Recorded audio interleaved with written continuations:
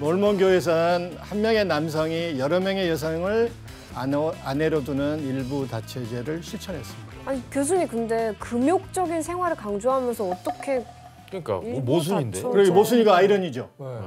네. 고대 구약 시대에 일부 다처제가 이게 실천되었잖아요. 그래서 그대로 따르겠다는 의미였지만 당시 미국 사회에선 절대 용납할 수 없는 교리였죠. 그렇죠. 진짜 이상한 사람들로 보였을 것 같아요. 그렇습니다. 이후 몰몬교는 일부 다처제를 폐지하게 됐습니다. 하지만 당시 주정부의 심한 반대에 부닥치게 되죠. 결국 몰몬교도들은 그들만의 정착지를 찾아 지금의 유타가 있는 솔트레이크 시티에 근거지를 만들게 됩니다. 저 정도면 아빠가 출발해서 아들이 도착했는 거예요. 더 걸리지. 아니 이거 그러니까 뭐 근처에 정착할 법도 한데 굳이 가는 곳마다 비난을 받으니까 정착을 그렇죠. 못하고 계속 또 옮겨야 그렇습니다. 했구나. 예. 그때 이 지역은 멕시코의 영토였기 때문에 지형적으로 고립되어 있어서 누구의 방해도 받지 않을 거라고 판단했던 것이죠. 이후 몰몬교는 서부 지역에서 이제 선교 활동을 시작하죠. 그때 30여 명의 몰몬 교도들이 라스베가스에 이주하게 됩니다. 이것이 바로 1855년 백인 최초의 정착을 시도했던 것이죠. 몰몬 교도들은 주장들을 불러 모아서 정착을 하겠다고 양해를 구합니다. 굉장히 나이스하잖아요. 네. 어떤 백인들은 막 죽이고 업신여겼는데 이런 과정을 통해 이제 농사지을 땅도 같이 개간하고 가축도 함께 키웠습니다. 이렇게 몰몬 교도들을 시작으로 라스베가스가 사람이 살 수 있는 첫 기틀이 마련된 거죠. 그런데 몰몬 교도들은 라스베가스에 정착한 지 단 2년 만에 요새를 버리고 완전히 떠나게 됩니다. 왜 떠났지? 오아시스가 없어졌나? 가장 큰 문제는 선교가 어렵다고 판단했는데 원주민들이 몰몬교도의 엄격한 규칙을 따르기는 굉장히 힘들어했을 거 아니에요. 네. 게다가 원주민들과의 갈등이 점차 심해집니다. 아이고 싸웠구나. 결국 몰몬교 본부에서 다시 돌아오라 솔트레이크 시티로. 그래서 라스베가스를 떠나게 된 것입니다. 이렇게 처음으로 라스베가스의 터전을 일군 몰몬교는 결국 정착에 실패하고 맙니다. 그리고 이후 40여 년이 지난 1900년까지 이곳 라스베가스는 단 25명만 살고 있었습니다. 저 가벼워진 넓은 곳에 땅이네. 25명밖에 안 살겠다고요? 와. 아무도 없는 거네요. 그래서 아무도 거들떠보지 않는 황무지라고 보면 됩니다. 그런데 1905년 라스베가스는 불모의 땅에서 벗어날 절호의 기회가 찾아옵니다. 1900년 당시 LA와 솔트레이크 시티는 미국 서부 개척 시대를 맞아 발전을 거듭하며 대도시의 면모를 서서히 갖추기 시작합니다. 그래서 이 도시를 연결하는 철도가 건설되기 시작합니다. 이때 LA와 솔트레이크 시티를 잇는 철도는 무려 길이가 1200km가 넘었는데 이렇게 기차역 간의 거리가 멀면 뭐가 필요할까요? 중간역 그렇습니다. 필요해요. 가장 급한 게 뭐겠어요? 물입니다. 전기기관차를 움직이려면은 이제 물이 필요하잖아요. 그래서 아까 유일한 오아시스가 어디입니까? 라스베가스 지역이죠.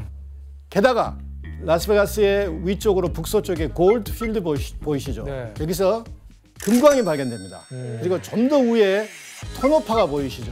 여기서 은광이 발견됩니다. 와.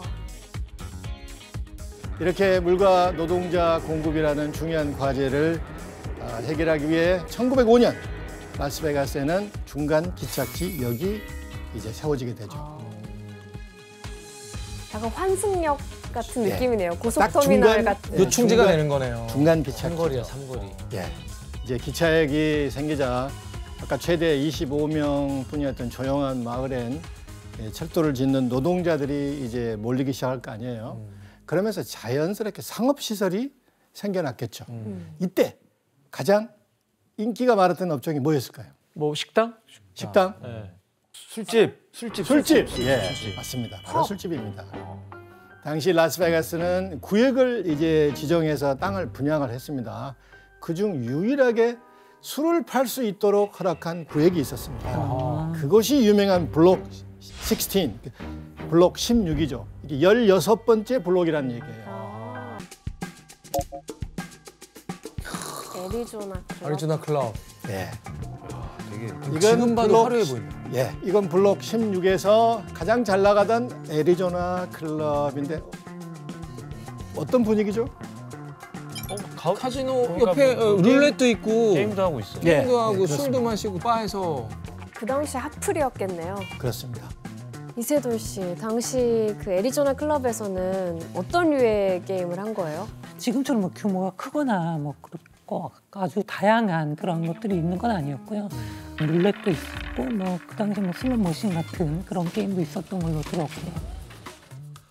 정말 그런 노동자들이 소소하게 그렇게 베팅하면서 즐겼던 걸로 좀 들었습니다.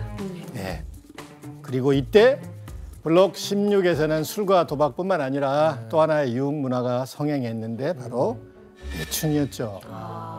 그래서 라스베가스는 술, 도박, 매춘까지 가능한 홍둔가로 유명세를 타게 됩니다.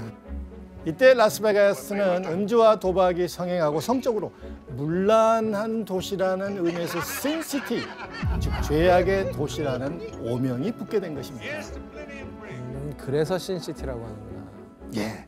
하지만 이런 라스베가스의 성장세는 얼마 가지 않아 멈춰버립니다. 1922년 미국 전역에서 40만 철도 노동자들이 대규모 파업을 일으킵니다. 왜? 초유의 사태가 벌어지죠.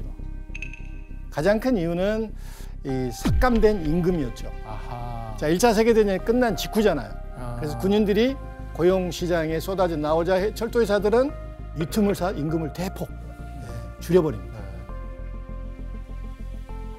이제 노동자들은 분노하게 되고 이후 유혈 사태까지 벌어지며 철도 대파업은 미국을 혼란으로 몰아갑니다. 철도가 멈추면 라스베이거스는 타격이 크겠는데요? 바로 그것입니다. 게다가 바로 1929년 월스트리트에서 불어온 미국의 끔찍한 악몽, 경제 대공황이 닥친 것입니다. 이로써 라스베가스는 경제 침체기에 접어들게 됩니다. 그런데 이때 라스베가스에는 예상치 못했던 엄청난 대반전의 드라마가 펼쳐지게 됩니다. 대체 어떤 일이 있었던 걸까? 당시 기사를 혜성 씨가 한번 읽어줄래요? 네. 거대한 프로젝트가 엔지니어들을 유혹하다. 미국의 건설 역사상 가장 인상적인 장면이 될 겁니다. 댐에서 가장 가까운 도시는 네바다주 라스베이거스로 28마일 떨어진 곳에 위치해 있습니다. 뭔데 댐? 댐을 건설하는구나. 예. 미국 역사상 가장 큰 댐을 라스베가스에서 단 50km 정도 떨어진 콜로라도 강 유역에 건설하기로 한 것입니다. 콜로라도 쪽에. 그런데 거기에 짓게 된 이유가 있을까요? 그 라스베가스 근처에? 예, 그때는? 미국에서는 서부 지역이 발전하면서 물과 전력 공급이 필요하다는 것이 꾸준히 이제 제기가 됐습니다. 그러던 중 대공황 시기와 맞물리면서 경제를 활성화시키고 실직자들에게 일자리도 만들어줄 수 있는 댐 공사를 적극적으로 추진한 것이죠. 서부에서는 루즈벨트 대통령의 뉴딜 정책의 상징이라고 할 수 있는 후보댐을 건설하기로 했던 것입니다. 와, 옛날 영상.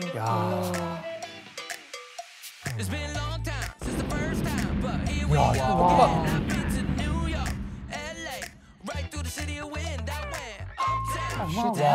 2만 명. 이거 실제 영상 아니야? 우와. 와, 너무 무서워. 우리 탈 필요가 없는데? 와. 영화보다 더 영화 같다 우와. 이게. 공사기간 5년.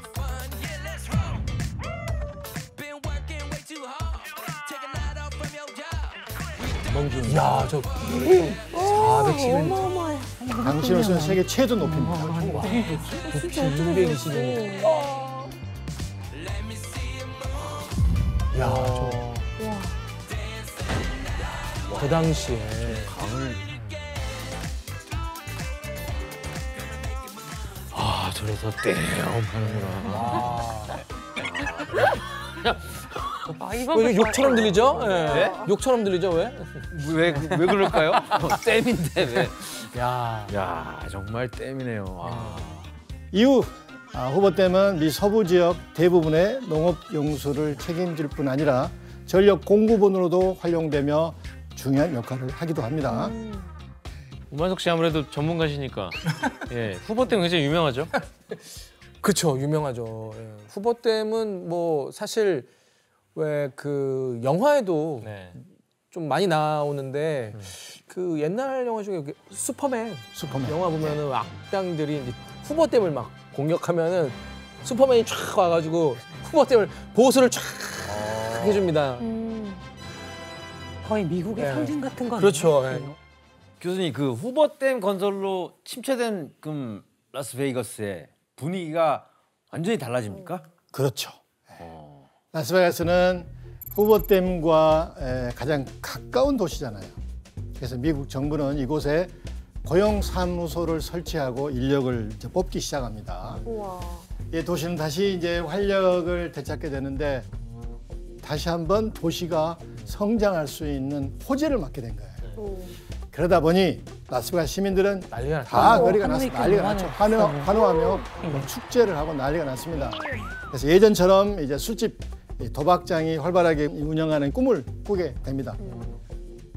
그런데 이들의 꿈은 쉽게 이루어졌을까요? 쉽진 않겠죠. 예. 쉽지는 않았습니다. 자, 후보댐 건설이 승인된 얼마 후 미국 정부 연방정부 내무부 장관이 현장 실사를 위해 라스베가스에 며칠 머물게 됩니다. 정말 라스베가스가 그런 이상한 도시인가 죄악의 도시인가를 보기 위해서 실사를 나온 거예요. 자, 여러분들이 라스베가스 주민이었으면 이 위기를 어떻게 돌파할까요? 아주 이분을 환대해 드립니다. 아주. 나 불법 이호를 대놓고. 아 그래도 이제 이런 게 살기 좋은 곳이다. 활성화돼야 이제 노동자들이 자리 필요한 곳이다. 우리 기현 씨는 굉장히 순진한 생각에도 정반대로 생각합니다. 아, 다 숨기는 거예요, 꽁꽁? 숨겨야지. 바로 장관을 속이기로 합니다. 아, 그동안 암암리에 몰래 운영했던 술집 도박장 매춘업소들을 내무부 장관의 공식 방문 일정 동안만 문을 닫기로 담합을 한 거예요. 페이크네. 그래서 주민들이 똘똘 뭉칩니다. 통했을까요? 근데 장관이 안 가는 거야. 안 왔어요? 1년 동안. 안 왔어. 내무부 장관이 옵니다. 도착한 날 약속대로 가게들은 문을 닫았고 덕분에 장관들은 건전하고 차분한 도시를 둘러볼 수 있게 됩니다. 와. 하지만 단 하나의 치명적인 실수로 이 전략이 실패하고 만 누가 하나 어겼네. 무슨 실수? 누가 하나가 어겼어. 장관과 함께 온 공무원이 있었잖아요. 예. 그 공무원에게 잘 보이려고 술을 먹인 거예요. 아하. 술을 대접한 것입니다. 근데 그걸 들켜버립니다. 술 냄새를 맡고 내무부 장관이 경로합니다. 그래서 워싱턴 DC로 돌아간 장관은 깜짝 놀만한 발표를 합니다. 후보댐 건설 현장 인근에 건전한 새로운 도시를 만들겠다.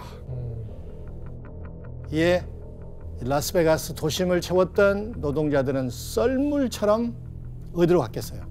이제 새로운 도시로 정착을 하게 됩니다. 신도시 계획 발표네요. 그러면 교수님 그 베가스 입장에서는 너무 이게 치명적이라 가만히 있지는 않을 거 아니에요. 예, 라스베가스 주민들은 노동자들을 다시 불러들일 묘수를 떠올리기 시작합니다. 바로 라스베가스의 특색을 살려 유흥산업을 오히려 더욱 활성화시켜버립니다. 아, 대놓고요 이제는. 완전 양지로 활락가로. 아, 이젠 대놓고 해버리겠다. 그래서 이 계획을 위해 1931년 네바다주에서는 후보댐의 공사 시작과 함께 주법으로 도박을 합법화시켜버립니다. 와. 파격적인 결정이죠. 이게 되나? 그래서 장관의 발표에 따라 건설된 도시는 네바다 주 안에 있었지만 연방의 주문에 의해서 만든 연방 도시잖아요. 그래서 연방법에 적용됩니다. 그래서 엄격한 법률에 따라 관리를 받았기 때문에 술집, 도박장 당연히 금지되었습니다. 라스베가스는 바로 이 점을 이용해서 활락가를 더 크게 만들어서 재미없는 도시에서 사는 노동자들을 다시 불러 모으기로 한 것입니다.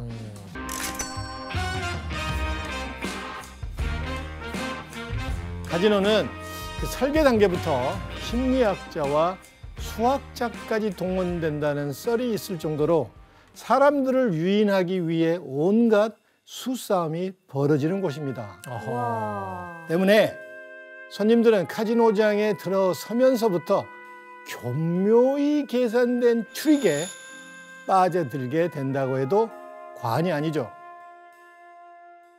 지도를 하나 보면서 설명해 볼게요. 사기극인데 그러면 이거. 예, 이것은 라스베가스에 있는 벨라지오 호텔의 내부 지도입니다. 분수쇼 유명한 데 아니에요? 분수쇼. 네, 아주 유명한 호텔이죠. 카지노 구역이 보이죠? 네. 네, 이게 지금 카지노 구역입니다. 자, 무슨 의미일까요? 저게 지나가란 얘기죠. 맞습니다. 이 정문인데 만약에 내가 쇼핑을 하다 보면은 하려면은 필연코 어떤 구역을 지나갑니까? 카지노를. 카지노 구역을 지나가야만 아하. 됩니다. 저기 명품백 사러 들어갔다가 카지노에서 돈 다 잃고 그러니까 백 못 사고 나오는 거예요. 명품숍 가기 전에 다 잃죠. 다 잃고. 근데 또 웃긴 건 카지노에서 돈을 따도 가서는 또 사는 거야 결국엔. 안 살 것도 사고 다시 돌아오다가 또 나오다가 다 잃고 또 할고 나와죠. 돈을 네. 잃고. 아. 동선을 아주 기묘하게 짰네요. 예.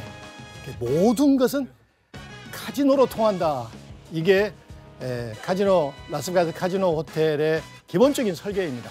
게다가 가는 길에 대부분은 슬롯 머신이 곳곳에 배치되어 있는데 이게 미로처럼 만들어서 헤매게 만듭니다. 그래서 카지노를 거칠 수밖에 없게 되는 거예요. 물론 모든 호텔이 이런 설계를 하지는 않겠지만 대부분은 이렇게 설계합니다. 그러니까 눈 가는 곳마다 다 머신들이 있는 느낌. 그 막 무슨 따르르 소리랑 막 뭐 각종 멜로디에 막 이런 소리가 막 사람을 현혹시키잖아. 홀리는 거죠. 어. 네. 진짜 중독되겠다. 이세돌 씨, 이 라스베이거스 카지노에 또 어떤 특징이 있죠? 일단 카지노에 들어서면 뭐 술이나 음료를 무료로 제공하고요. 근데 그걸 공짜로 좋아하면 사실 안 됩니다. 여기서 트릭이 있거든요. 카지노장은 냉방을 더 세게 틀어서 술을 마시도록 유도하고요. 그리고 1시간에 한 번씩 규칙적으로 실내 온도를 높이고 시기가 몸 안에 빨리 퍼지도록 하는 거죠. 이렇게 사람의 판단력을 흐리게 하는 겁니다.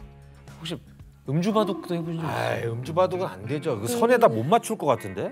저희 오목 세계에서는 선 잘못 맞추면 안 되거든요. 제가 인텔렉트는 상관이 없는데 하긴 했어요. 하셨네요. 네, 하긴 했어요. 음주 바둑이 가능해요? 그러니까 뭐 전날에 마신 것도 있고 당일에 점심시간이라 쉬는 시간이 있어요. 1시간. 근데 너무 절망적이고 괴로워서 술 한잔 달라고. 가져와라. 그럼 또 잘 풀릴 때도 있나요? 역전했어. 오. 역전했어. 오. 이건 이게- 또 도움을 준다. 그런 게 사실 술을 마신다라는 건 정상적인 상황이 아니잖아요. 이 정상적인 상황에서 술을 마실 수는 없죠. 근데 너무 이제 괴롭고 이걸 이어나가야 될 거 아니에요. 어떻게든 이기려고 이어나가야 되는데 맨정신으로 안 되겠는 거예요. 안 되죠. 카지노에서도 그런 말이 안 풀리면 한 잔씩 술을 근데 때리고. 이제 그건 안 되죠. 조금 이렇게 더 크게 잃는 거지. 예. 그래서 그럼 라스베가스에서는 이런 전략들이 많은데 또 다른 뭐 손님을 홀리는 전략이 더 있을까요? 물론 있죠. 물론 있죠. 라스베가스 카지노가 수익을 올리는데 또 다른 방법은 바로 천문학적인 금액을 베팅하는 큰 손들이 있을 거예요. VIP들. 그 큰 손들을 유도하는 것입니다. 아, 라스베가스에서는 1회 베팅액이 최소 1,000만 원 이상이 되는 고객들을 하이롤러라고 부릅니다. 이들을 잡기 위한 물밑 경쟁이 아주 치열합니다.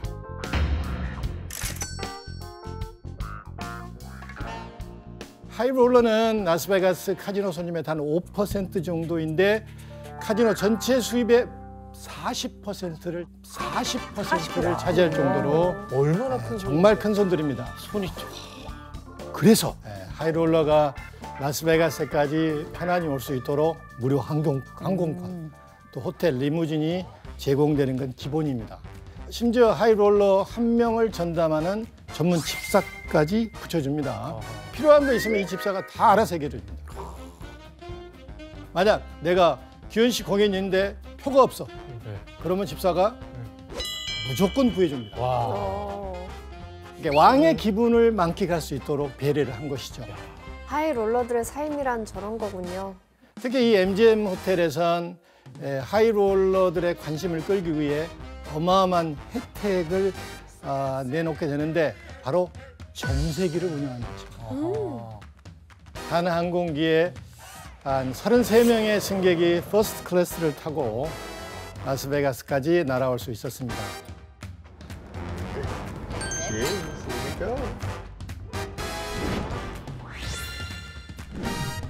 게다가 이 호텔마다 하이롤러를 위한 고급 스위트룸, 이곳에서 무료로 숙박하면서 게임을 즐기게 합니다. 잠깐만, 설마 저 수영장은 개인 수영장은 아니겠지? 아, 그건 아니지. 하이롤러들의 수영장입니다. 하이 롤러들의 수영장 개인은 아니고 VIP만 쓰는. 와. 라스베가스 호텔 중 모던함을 자랑하는 코스모폴리턴이라는 호텔의 하이롤러 룸입니다. 보니까 어때요? 그 사세다, 그 사세. 너무 넓네요, 근데. 아니 근데 이세돌 씨 하이롤러들이 쓰는 돈 도대체 얼마 정도 쓰는길래 저렇게 사실 뭐 다 틀리겠지만 예전에 호주 최대 부자이자 미디어 재벌인 게리 패커 씨는 대표적인 하이롤러라고 할 수 있는데요. 이 사람이 라스베가스에서 탄 3일 만에 쓴 돈이 2천만 달러.